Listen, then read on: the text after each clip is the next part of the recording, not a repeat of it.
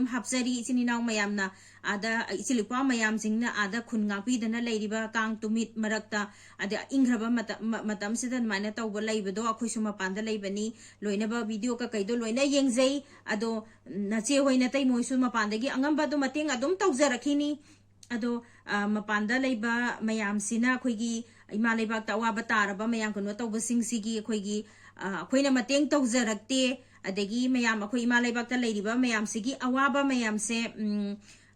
इखंग खंगबीदौबदौना तौवे हाइना खनबीदना तौबदो अदुमाइना खनबीगनो अखोई मतेंग पांगसु लेप लेप्त्री अदो अखोईगी मणिपुरगी वांगोदा लैहिबा मयामसेको सिगी मयामसिनाजु मतेंगसे मयाम पांगेबको मयाम लोई पांगबीरी अई इसामकसु पांगजै पांगजसु पांगजगी अदि पांगसु पांगजरी हुजिबोक्तको मयाम पुनमकपु आइगी चैनल दा आइगी चैनल सिबु येंगबीरीबा मिपुंग खुदिंगमकपु तरामना ओक्सबगा लोइनाना खुरुमजरी अदो ख्वाई अहन हनबदा आई अखोईगी मिंगोइना पंजरबदा अखोई कोरौंगान बबुसु आई कनो तौजरी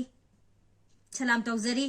अदो मयाम कइनोनेबको आई ngasi sum chamna sum aigi pukningda sum leiba sum nuaijadaba khara sum mayamda sum share taujaningba ko adugi mayamda aigi kanu nuaitaba leibasi share sum khara taujage na taujarakpani ado kanu se akhoi ima leibak se hujik se akhoi Baba याबसु वारे खोगी चिंग्या तमनादा खोगी लेबा मयाम जे सिसु अवाबा हाइदी अखोइना उजबा मतमदा यामना थीना वाना मायुकनाबा खोगी चाबा फंगदबा बोग यावबगी no तौबा अखोइना video उबदा दुकी मतिक नुआइते नसनसिंग मपानदा लेबा नसनसिंग नसु दुकी मतिक नुआइजदे अदो सुम वारी से आई सुम मयामदा सुम share तौजनिंग बा हाइतारे को सुम आइगी नुआइतबा आइना सुम फोंगतोकनिंग बसे को आइगी नुआइतबा जे सिजे आई सुम फोंगतोकसबनी मयाम कनागुंबा अमतगा करीमता कनो तौजरगा तौजदे आइगी नुआइतबदुने ने शेयर तौजदोइसे अदो मयाम को वाबा याबसु वारे देगी था खोइगी था 8 9 सुजलाबनीना अखोइगी हाइनिंगा लेतना वारे को अखोइना अखोइगी मे गी डेट 3 दगी तौरइबा अखोइगी इरांग से होई नेमथाबा कौबसु लेत्री अदो होई इरांग से मरम मोइरगा अखोई को आइन हाइजरी से अखोई मपानदा लेरिबा अखोईगी मणिपुरगी मपानदा लेरिबा अखोई इसिनिना अखोई मयाम लेसे को आइंगोंदगी चिंगना को अखोईगी इरांग से थोलकपदगी मई चाकपा खोपा मा मयाम खुदिमक से लोई अवाबा से इन हाइबगी पनबगी सु मथौ तादरे मयामना लोई खंगनरबा वाफम गाक्तनि सिजे सि मयाम से तौरपसते अवाबा से मयाम से लोइनबक मतेंग पांगनै को इमा लेबाकता लेबा मयामसु अदगी इमा लेबाकी मपानदा लेबा मयामसु अदगी अखोईगी मणिपुरगी वांगोदा लेहिबा मयाम से को सिगी मयाम सिनाजु मतेंग से मयाम पांगेबको मयाम लोई पांगबीरी आई इसामकसु पांगजै पांगजसु पांगजगी अदि पांगसु पांगजरी हुजिबोक्ता को अतो सुम आइना सुम खंजबदो को मयाम कई हाइनी मतेंग पांगबसे अखोइना मयाम गिता मतेंग पांगजरी बसे अखोइना हाइदी थाइना दगी अखोइना थाइना हाइबा मीन्स मे गी डेट 3 दगी हौरकपसिदा मयाम युमलोमदा नेट से थागी दरे को याम कुइना मतम कुइना नेट से चतखिद्रबनेबको अदुना नेट चत्रिङै मतमदगी हौना अखोइ मपानदा लेरिबा दिल्ली खतंगी वानते को आइना हाइजरी से अखोइगी मणिपुरगी वांगमदा लेरिबा अखोइगी मैतै मचा अखोइगी मैतै कंगलाइपाकी मचा अखोइ इसिनिनाउ मयामसिना कै को अखोइ अवाबा तारबा मयाम सिगिदमक्ता अखोइगी मतमदुदगी हौरगा हुजिपों मयामदा अखोइ मतेंग तौजबसे लेपचद्री ngasi पावबदा अदुम कंटिन्यू ओइना अदुम अखोइ तौजरी को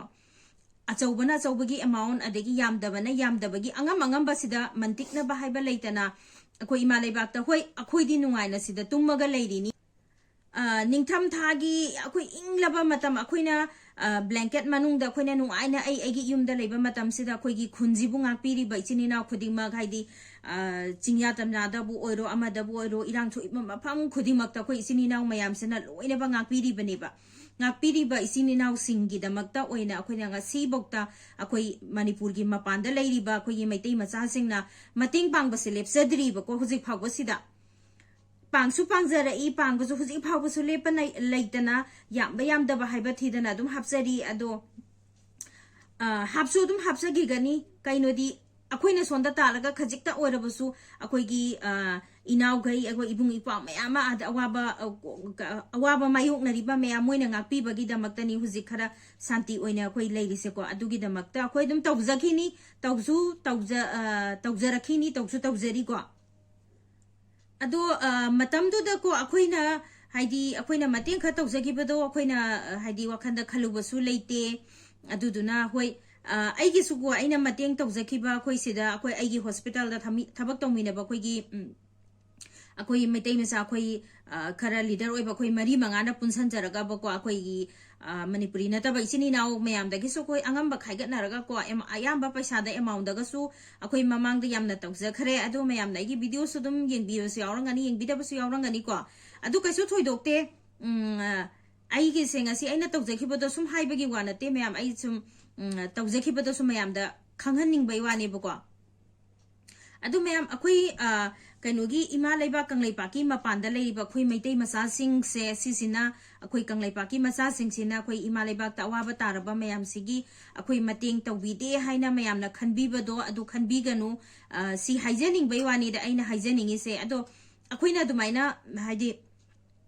video ma photo ma lauraga haidi akoi di khuthang da di akoi na pigi bado ko yauju yaugi ya paisa su mafam chana su dum sinajagi ko ado akoi sidai sida akoi gi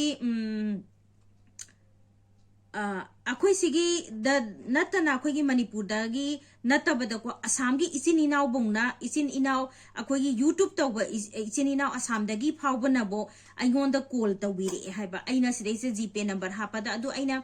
khuthang da aina mu hap khare aduga mu akoi gi som kaksing maikai asom nakan gi daga chatlaga thinba alu nungu tilhoga laroga dum khara dum angamba mateng khara dum thilanjagi ko adu hauji maksu dum tawri hapjari huji maksu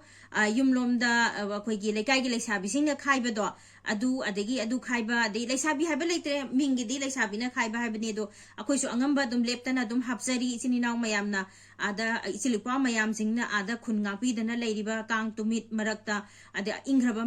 matam sidan mana tawba leibedo akoisu mapanda leibani loinaba video ka kaido loina yengjei ado nache hoina tai moisu mapandagi angamba do mateng adum tawjarakini ado mapanda leiba mayam sina khoigi ima leibak ta wa bataraba mayam kono tawba singsigi khoigi khoina mateng tawjarakte adegi mayam khoi ima leibak ta leiriba mayam sigi awaba mayam se ikhang khangbi do bodong na tawe haina khanbi da na tawbodo adumaina khanbi ga no khoi mateng pangba su lep tri ado aina haijaning ba amana ne ko khoigi mayam da mateng tawbo se khoigi mayam da so tawba uthokpado mayam da so tawru uthokpado adugi uthokpadung haktana mateng pangba nateba aina haijaning ise uthokta kaya amasu manungda haidi paisa piba khudingi aina pigi haibagi khoi proof kaisun maina thamjade adu hoi list pudi leiko akoi gi sida akoi si mapanda leiriba akoi gi Delhi da leiriba akoi sini naw mayam jigi akoi group leinge sida man adu hapkiba haibagi list pudi loina bak leijei ko lei haidana mapanda leiba akoi gi maitei isinina akoi mayam sina ima leiba ki awaba taraba mayam sigi video se yengbide awaba se khangbide haina lana mayam khanbiganu loinaba yengjei loinaba awaba khudingma khoi loinaba saruk yazaba haibase akhoi gidi upai leite akhoi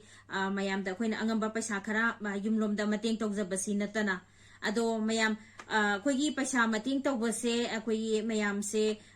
akhoi gi hujik se mateng tawbase mayam jamna uthokna bagi type ta ama tawnare ado akhoi di admaina khoina tawjakiba mateng do ado admaina uthokpa khopa adudi kaisu thoidokpa khoina admaina haidi